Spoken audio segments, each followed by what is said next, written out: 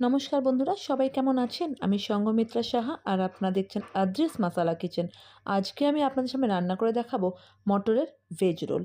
হ্যাঁ বন্ধুরা, আমরা যে ঘুগনি বানাই সেই ঘুগনির মটর দিয়েই বানিয়ে ফেলবেন এই মটরের ভেজ রোল, যেটা কিনা খুব স্বাস্থ্যকর, প্রোটিন আর খেতেও খুব দুর্দান্ত লাগে। বাচ্চাদের টিফিনে বলুন, বড়দের টিফিনে অনায়াসে বানিয়ে দিতে পারবেন এই মটরের ভেজ কাবাব রোল। খেতে কিন্তু দুর্দান্ত লাগে। তো চলুন বন্ধুরা, শুরু করছি আজকে মটরের ভেজ রোল। এর জন্য আমরা মটরগুলোকে ওভারনাইট প্রায় 12 থেকে 13 ঘন্টা কিংবা তার বেশি একটু ভিজিয়ে রাখতে হবে। তারপরে এটাকে আমরা ভালোভাবে ধুয়ে প্রেশার কুকারে দিয়ে আমরা এটাকে সিটি দিয়ে নেবো, মানে সেদ্ধ করে নেবো। তো এটা সেদ্ধ হয়ে গেছে। আমরা এবার এটাকে ম্যাশার দিয়ে একটু ম্যাশ করে নেবো, কিংবা হাত দিয়ে আপনারা ম্যাশ করতে পারেন। তবে এটা কিন্তু মিক্সিতে দিয়ে কিন্তু ঘোটাবেন না, তাহলে কিন্তু টেস্টটা অন্যরকম হয়ে যাবে। এই ম্যাশার দিয়ে এটাকে ম্যাশ কিংবা হাতা দিয়ে আপনারা এটাকে হাতার পেছনটা দিয়ে একটু ডলে দেবেন, আধ ভাঙা করে নেবেন। এইবারে আমরা এর মধ্যে একে একে সব মশলাগুলো মেশাবো। তো দেখুন আমরা কীরকমভাবে ম্যাশ করে নিয়েছি। একদম কিন্তু বেটে নেওয়ার মতন কিন্তু হবে না, আধ ভাঙা টাইপের হবে, একটু মুখে হালকা দানা দানা কিন্তু পড়বে। এবারে আমরা এর মধ্যে একে একে সব মশলা দেবো। প্রথমে আমরা চাট মশলা দিচ্ছি, এরপরে দেবো ধনের গুঁড়ো, তারপরে দেবো আমরা জিরের গুঁড়ো, এরপরে দিচ্ছি গরম মশলা, তারপরে দেবো আদা গ্রেট করে নিয়েছি, কিংবা বাটা থাকলে বাটাও দিতে পারেন। এইবারে আমরা এর মধ্যে দিচ্ছি পাওভাজি মশলা, কিংবা আপনাদের কাছে যদি চানা মশলা থাকে সেটা দিচ্ছি। আর দেবো এর মধ্যে নুন, স্বাদ মতন নুন দেবো। নুন দেওয়ার পরে এইবারে আমরা এটাকে ভালোভাবে মেখে নেব। আমি কিন্তু এর মধ্যে গোলমরিচের গুঁড়োও দিয়েছি ঝালের জন্য, সেটা আমি স্কিপ করে গেছি বলতে। এইবারে দিচ্ছি বেসন, প্রায় আমি এখানে 3 টেবিল চামচের মতন বেসন দিচ্ছি, মানে যাতে একটু বাইন্ডিং হয় সেই অনুপাতে দিচ্ছি। আপনাদের যার যেরকম লাগবে আপনারা প্রথমে আমি 2 টেবিল চামচ দিয়ে নিলাম, তারপর ভালো করে মেখে নেব। তারপরে আমার মনে হয়েছে আরও 1 টেবিল চামচ দেওয়ার প্রয়োজন আছে, তাই আমি এখানে অল টোটাল 3 টেবিল চামচ বেসন দিয়েছি। আপনারা প্রথমে একটু অল্প পরিমাণে দিয়ে মেখে নিয়ে তারপরে যদি মনে হয় আরও প্রয়োজন বেসন দেওয়ার তখন দেবেন। বেসন দিয়ে আমাদের মটরটাকে ভালো করে মাখা হয়ে গেছে।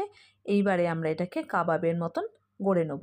তবে বন্ধুরা, আপনারা কিন্তু যদি চান সরু করে আপনারা মতন করে, কিংবা যেরকম আমাদের বার্গারের প্যাটি করি ঠিক ওরকম গোল করেও করতে পারেন।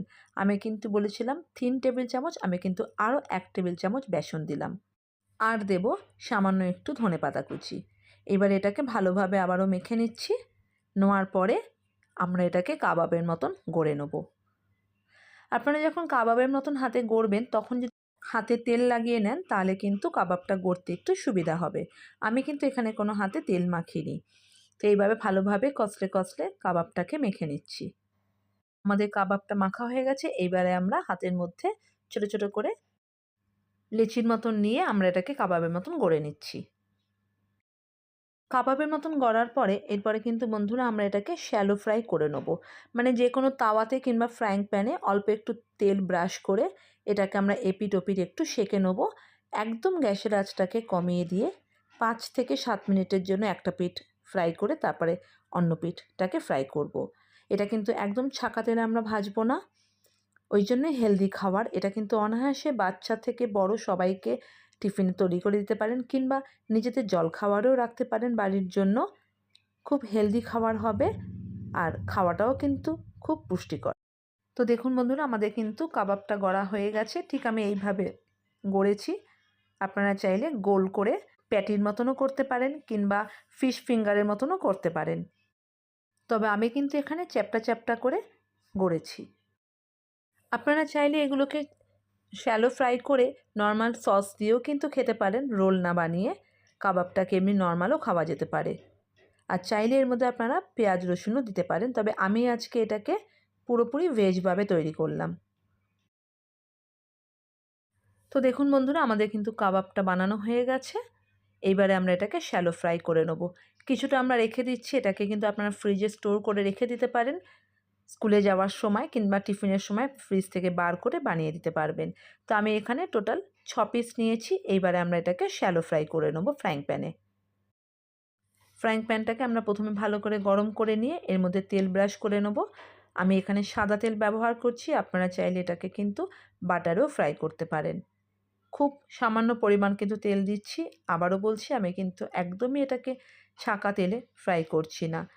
তেলটা যখন হয়ে যাবে এইভাবে আমরা সব কাবাবগুলোকে শ্যালো ফ্রাই করে নেব। আর অবশ্যই গ্যাসের আঁচটাকে কিন্তু একদম কম করে দেবো।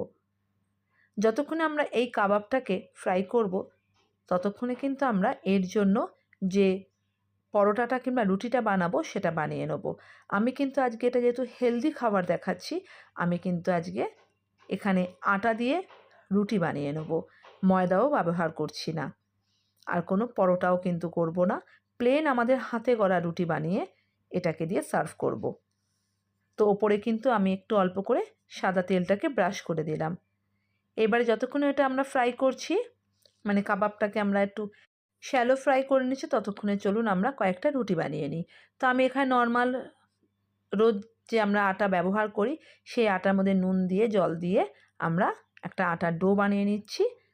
প্লেন হাতে গড়া রুটি বানাবো। বন্ধুরা, আপনারা চাইলে কিন্তু এটাকে ময়দা দিয়েও করতে পারেন, আর সেক্ষেত্রে আপনারা পরোটা করে দিতে হবে তারপরে। কিন্তু আমি কিন্তু আজকে একদম যেহেতু হেলদি খাবার করছি, কোনো পরোটা করব না, নর্মাল হাতে গড়া রুটি বানিয়ে এটাকে রোল করব। তো আমরা লেচিগুলোকে করে নিলাম। এইবারে আমরা লেচিগুলোকে বেলে রুটি বানিয়ে নেব। লেচি করা হয়ে গেছে। এইবারে আমরা ততক্ষণে কাবাবগুলোকে উল্টে দিচ্ছি, উল্টে আর একটা পিঠ করে নিচ্ছি। তো দেখুন একটু কালারটা চেঞ্জ হয়ে গেছে। খুবই সামান্য তেল লাগে, তেল না দেওয়ার মতনই বলতে পারেন।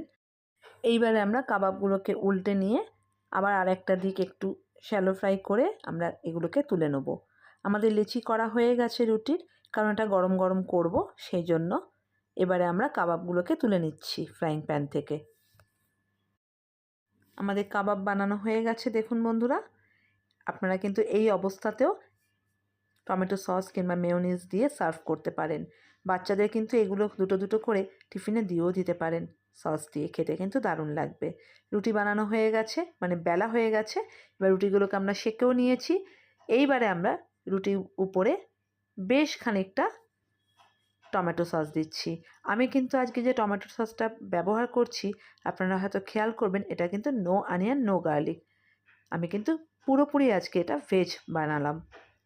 তো টমেটো সসটাকে লাগিয়ে দিলাম, দিয়ে এইবারে মাঝে আমরা দুটো করে এই কাবাব দিয়ে এটাকে রোল করে দেবো।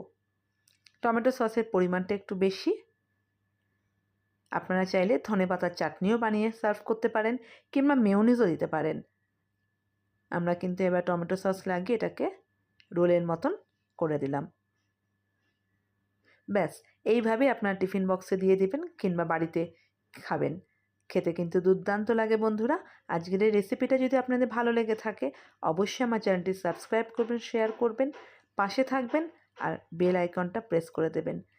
যদি রেসিপিটা ভালো লেগে থাকে তাহলে অবশ্যই আমার চ্যানেলটি সাবস্ক্রাইব করবেন।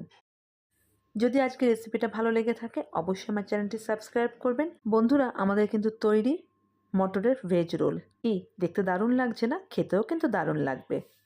সবাই ভালো থাকবেন, সুস্থ থাকবেন। আবারও দেখা হবে নতুন কোনো রেসিপির সাথে। নমস্কার।